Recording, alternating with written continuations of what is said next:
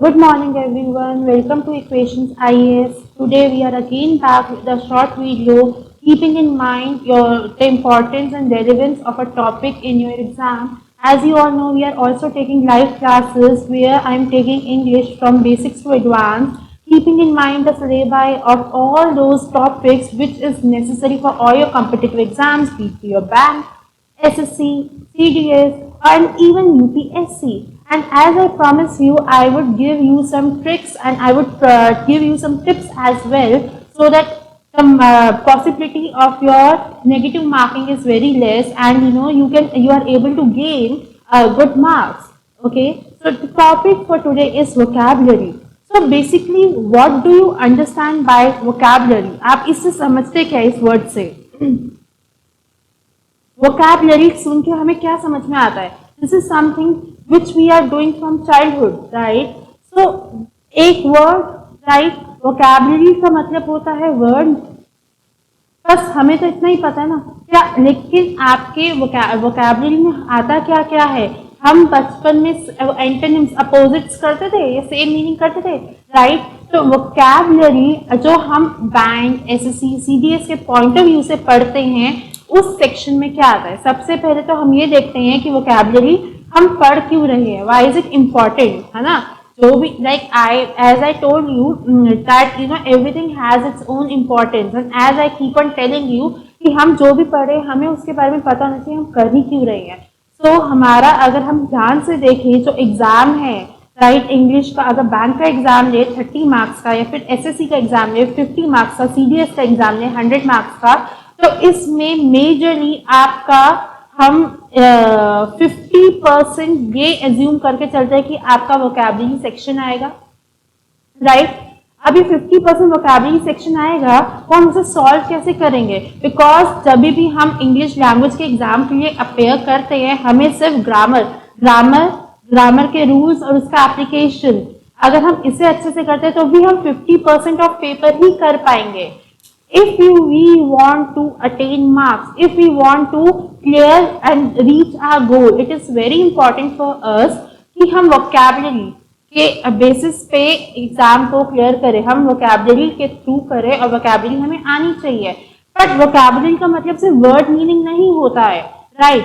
अगर हम देखें तो vocabulary में क्या क्या पार्ट्स आते हैं? आपके आते हैं एंटोनिम्स जिसे हम बचपन में अपोजिट्स भी कहते हैं, right? synonyms, word with same meaning. तो आपके 5 मार्क्स के तो ये आते हैं एग्जाम में. Give the antonym of the following, give the synonym of the following. Besides that हमें जो आता है ना, आपने फ्रेजेस एंड इडियम्स सुने हैं? अब you will be given phrases and idioms and it would be told to you that write the correct meaning, okay? और मे बी आपको सेंटेंस दे रखा होगा और सेंटेंस में आपको राइट वर्ड पुट करना होगा. आपको options like filling the blanks, cloze test होता है, way you have to put the right word. तो आप राइट वर्ड कैसे पुट करोगे क्लोज टेस्ट में भी?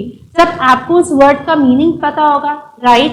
फिर हमें ऐसा मिस स्पेलिंग्स, यहाँ पे स्पेलिंग्स भी रोल प्ले करती है, राइट? स्पेलिंग्स का क्या रोल होता है? आपको एक्चुअल में एक सेंटेंस दे रखा होगा जहाँ पे एक स्पेलिंग रॉन्ग होगी और आपको बोला जाएगा कि इसकी स्पेलिंग को करेक्ट करो, राइट? सो जब भी हम वोकैबुलरी की बात करते हैं, हम सिर्फ वर्ड या उसके मीनिंग की बात नहीं कर रहे हैं. हम एंटोनिम, सिनोनिम जो 5 मार्क्स के आते हैं, फ्रेजेस एंड इडियम जो 2 to 3 मार्क्स के आते हैं, मिस स्पेलिंग जो अगेन 2 या 3 मार्क्स के आते हैं. मैं बैंक के पॉइंट ऑफ व्यू से बता रही हूँ, राइट? एंड देन आपके जो है क्लोज टेस्ट तो 5 मार्क्स का आता है. 5 मार्क्स तो मिनिमम मान के चलते हैं कि क्लोज टेस्ट आएगा ही आएगा. Now are you understanding? 5, 10, right? Then 2, 7, 8, 9.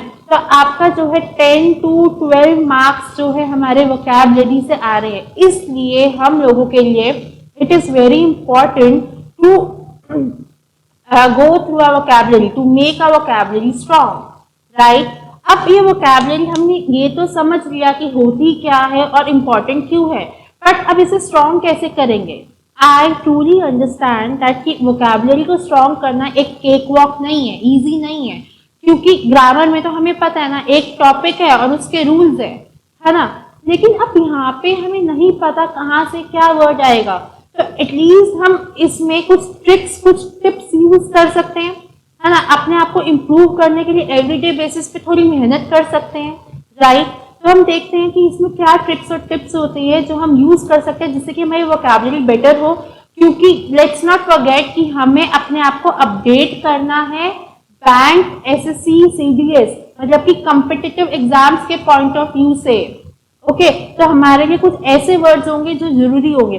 देखते हैं इसके क्या टिप्स है, क्या होता है कि जिसकी हेल्प से हम लोग बहुत इजीली इसको कर सकते हैं।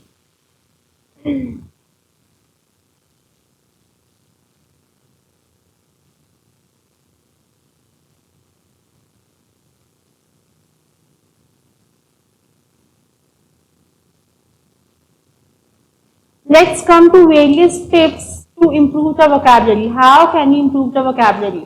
See, first and foremost, something which is very important. Make it a point to read and learn 2 words daily. I do not say, मैं आपको नहीं कह रही हूँ कि क्या कहते हैं बुक्स को पढ़ो, नॉवल पढ़ो, because obviously like when you are already appearing for your competitives, you do not left with so much time कि आप दूसरी चीजों पे अपने एनर्जी को लगाओ, राइट। एंड अगेन अगर आप एक नॉवल भी पढ़ने बैठते हैं तो उसमें बहुत सारे वर्ड्स होते हैं, I think it's a slow process.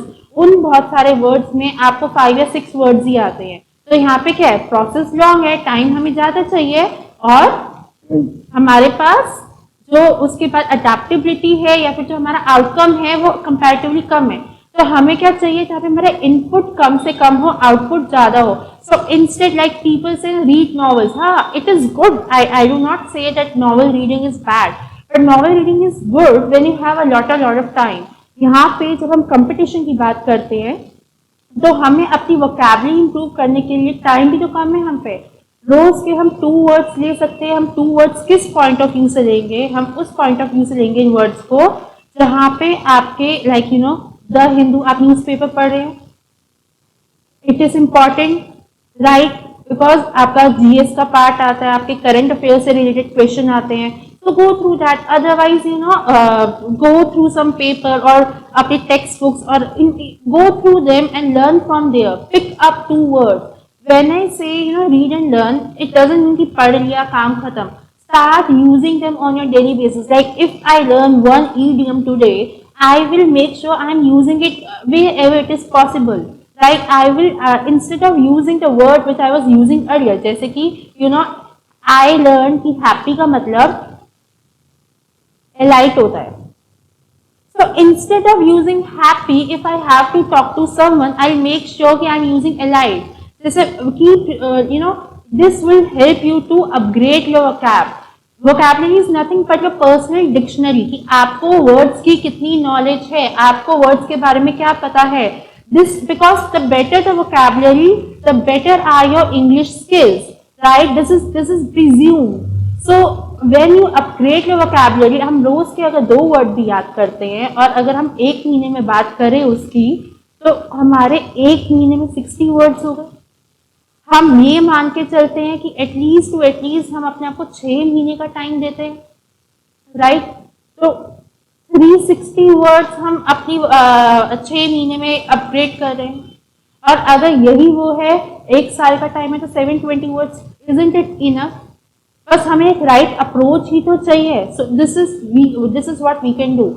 जैसे कि मैंने आपको बोला, टेक द वर्ड्स। ये वर्ड्स आप लेंगे कहाँ से? फर्स्ट द हिंदू नहीं तो can you guys go through previous year question papers. Okay, हर प्रीवियस ईयर, क्योंकि अगर हम एक चीज को नोटिस करेंगे ना, तो अगर जो मैंने नोटिस किया है, प्रीवियस ईयर क्वेश्चन पेपर्स के वर्ड्स रिपीट नहीं होते। जैसे कि अगर आपको रेलिंगिश दे दिया, ठीक है, एक बार वर्ड दे दिया रेलिंगिश, दूसरी बार वो दे देंगे आपको रिनाउंस। ये क्या है? आपके सिनोनिम्स है ना। अगर मैं इस वर्ड को पढ़ रही हूं, आज मैंने प्रीवियस ईयर से इस वर्ड को पढ़ा, राइट, रेलिंगिश पढ़ा, ऐसा नहीं वर्ड पढ़ा मीनिंग पढ़ लिया। No, when I say vocab, what you have to do is, if you are reading a word, उसका मीनिंग पढ़ो, उसके सिनोनिम्स पढ़ो, उसके एंटोनिम्स पढ़ो और उनको याद रखो, because this is a cycle of vocabulary which is like which keeps on going one by one. वो क्या होता है, जैसे एक साल एक वर्ड आया, हो सकता है 2-4 साल के बाद उसी का कोई एंटोनिम, उसी का कोई सिनोनिम आ जाए, and there are only few set of words which keeps on repeating, right. तो सबसे पहला वे होता है कि प्रीवियस ईयर से वर्ड उठाओ, उसको पूरा स्टडी करो, ज्यादा नहीं 2 words, right. Then whenever you are going for your mock test, there are various sites, there are various applications which provides you with free or paid mock test. So those people who are preparing a mock test for you, वो well study करते हैं इन सबको, वो जो है उनको पता होता है कि कौन से words expected है।